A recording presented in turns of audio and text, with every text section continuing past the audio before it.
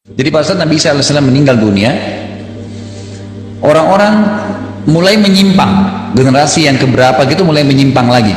Tapi ulama hadis mengatakan tidak jelas generasi yang keberapa nih. Yang jelas setelah Nabi Isa meninggal, ya. Kemungkinan besar ini mungkin 2-3 generasi setelah Nabi Isa meninggal. Waktu itu orang-orang masih beriman, kan satu dunia ini kan semua muslim waktu itu. Sudah beriman semua. Tapi setelah Nabi Isa meninggal, mulai orang-orang menyimpang, mulai lagi ada yang melanggar, mulai lagi ada orang yang tidak sholat, mulai lagi ini dan mulai lagi itu, macam-macam, gitu kan? Mulai buat kerusakan-kerusakan. Nah pada saat itu Allah SWT mengeluarkan dabbah. Dabbah ini hewan, ya hewan yang kemungkinan besar dia lebih menyerupai gorila, ya. Lebih menyerupai kera, karena ciri-ciri disebutkan dalam hadis itu dia berdiri berjalan seperti manusia tapi badannya penuh dengan bulu. Dan dia hewan tapi dia akan bisa berbicara seperti bicaranya manusia. Dia akan keliling mengingatkan orang, jadi dia menjadi dai. Kamu salah, ini kafir, ini kufur, ini salah, ingatkan sama dia. Dan nanti dabbah ini membawa sebuah alat, tidak jelas apa itu, apakah itu besi, apakah itu. Kalau orang yang patuh kembali kepada Allah ya sudah, orang yang tidak patuh maka dicap sama dia, ya. Bagaimana caranya Allah alam, yang jelas ini berarti orang yang melanggar, itulah orang yang melanggar, seperti itulah.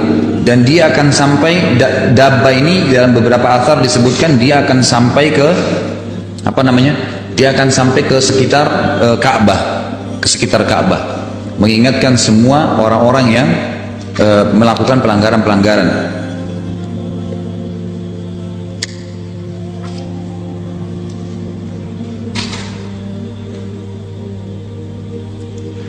Jadi itu bisa dilihat dalam surah An-Naml ayat 82. Masalah dabbah itu tadi ya. Masalah hewan yang keluar itu. An-Naml ayat 82. Itu ada kalau tidak salah, kalau di buku yang kayak Ibu Imas pakai ini, yang saya pakai ini yang baru, yang tebal ini, halaman 82. Ya, An-Naml ayat 82. Saya bacain ayatnya. A'udzu minasyaitonir rajim. Wa idza waqa'al qawlu 'alaihim akhrajna lahum dabbatan minal ardi tukallimuhum anna an-nasa kanu bi ayatina la yuqinun.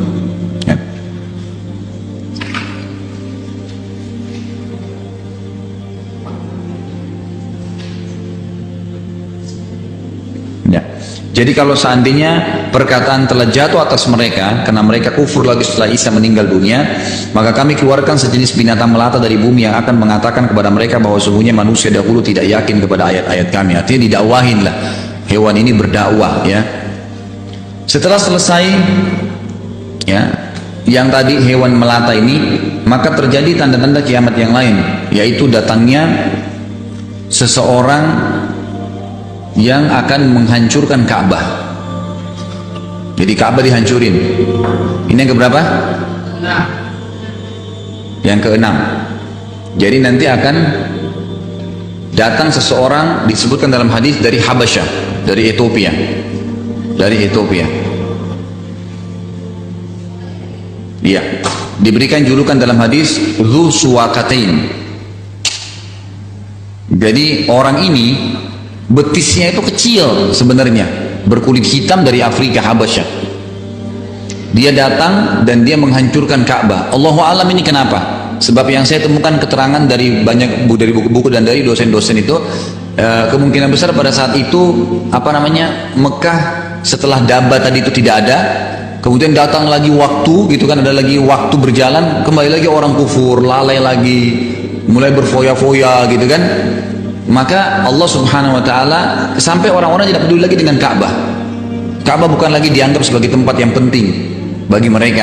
Sampai orang ini datang menghancurkan Ka'bah. Ada beberapa athar yang menyebutkan kemungkinan orang ini dapat informasi di Ka'bah itu banyak emas, maka dia mau hancurkan. Kata Nabi, sungguh Allah perlihatkan kepada saya bagaimana dia menghancurkan Ka'bah batu demi batu. Dihancurin sama dia. Itu terjadi. Kemudian termasuk ya tanda-tanda kiamat setelahnya yang ketujuh adalah terjadinya gerhana matahari, ya, di 3 tempat sekaligus. Ya, terjadi gerhana di 3 tempat sekaligus.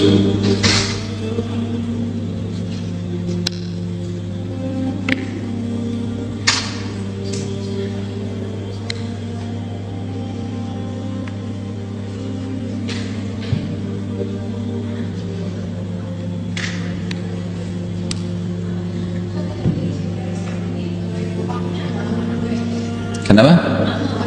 Iya, ada jedanya, tapi dalam hadis tidak disebutin waktunya. Yang jelas pasti. Iya, jelas ada jeda waktu. Iya.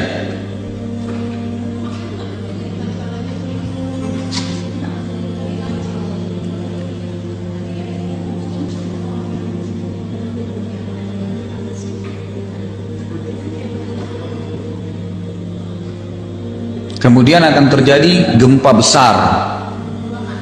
Ya, gempa besar ya.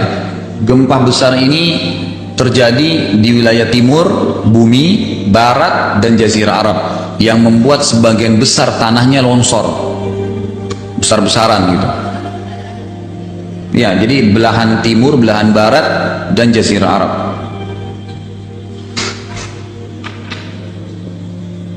Kemudian setelahnya yang keberapa? Yang ke-9 itu keluarnya api dari wilayah Aden. Aden itu wilayah Yaman ya. Di wilayah Aden.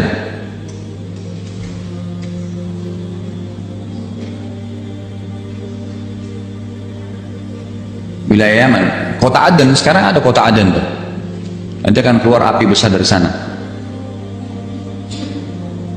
Yang ke-10 itu matahari terbit ya, dari sebelah barat dan terbenam di timur.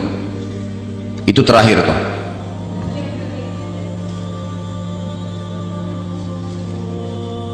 Sudah ya? Baik, itu kurang lebih tanda-tandanya. Sekarang saya lanjutin bacaannya. Dikatakan ia juga beriman bahwasanya hari kiamat ini didahului oleh tanda-tanda kiamat seperti munculnya Dajjal, Yajuj Ma'juj, turunnya Nabi Isa dari langit, keluarnya binatang melata yang dapat berbicara, terbitnya matahari dari tempat terbenamnya sebelah barat dan tanda-tanda lainnya. Kemudian sangkakala trompet raksasa ditiup satu kali untuk kematian dan kebinasaan. Lalu tiupan berikutnya untuk kebangkitan dan hidup kembali serta menghadap kepada Rabbul Izzati Allah Azza wa Jal. Kemudian penyerahan kitab-kitab catatan amal masing-masing. Jadi setelah terbit dari matahari dari barat itu kemudian sangkakala ditiup. Ya, juga ada sebenarnya ada sebuah hadis, tapi sebagian ulama memasukkan tanda-tanda kiamat, sebagian mengatakan itu terikut saja. Allah Subhanahu wa taala akan meniupkan angin ya pada saat itu ya, ditiupkan angin yang mencabut ruh. Pada saat matahari terbit dari barat tuh, Allah akan tiupkan angin yang mencabut ruh semua orang yang beriman. Semua orang yang beriman dicabut ruhnya, mati dengan kena angin itu. Sehingga kata Nabi SAW, kiamat hanya terjadi pada orang-orang yang rusak saja. Jadi yang menyaksikan nanti tabrakan bintang-bintang apa segala itu, yang menyaksikan cuma orang-orang yang rusak saja. Orang beriman sudah habis pada saat itu, nggak ada lagi. Nggak ada lagi. Ada orang-orang beriman ada pada saat itu kan. Sebenarnya seluruh dunia sudah muslim waktu itu. Ingat itu. Jadi tapi nanti akan banyak kelalaian-kelalaian lagi yang terjadi karena waktu itu sudah tidak ada nabi, sudah tidak ada orang, sudah seluruh dunia ini bagaimana kontrolnya di sana, di sini, di sana. Kan gitu. Mungkin generasi abahnya, ayah-ayahnya masih kuat, ibu-ibunya. Tapi generasi yang kedua, anaknya, cucunya, kita nggak tahu ini generasi keberapa ceritanya nih. Karena tidak ada penyebutan tentang tahun, berapa tahun itu tidak ada penyebutan. Ini kemungkinan memang lama, mungkin ratusan tahun, Allah alam, kita nggak tahu. Jadi generasi yang keberapa gitu kan. Sebab kalau secara akal sehat pasti ini generasi jauh, nggak mungkin generasi yang masuk Islam sama Nabi Isa, nggak mungkin kan itu. Pasti yang datang setelahnya. Kemudian beberapa waktu kena menyimpang, datang hewan tadi ngingatin, mungkin setelah itu manusia sadar, tapi beberapa generasi lagi kembali lagi, begitu terus. Jadi nggak mungkin bersamaan gitu, nggak mungkin.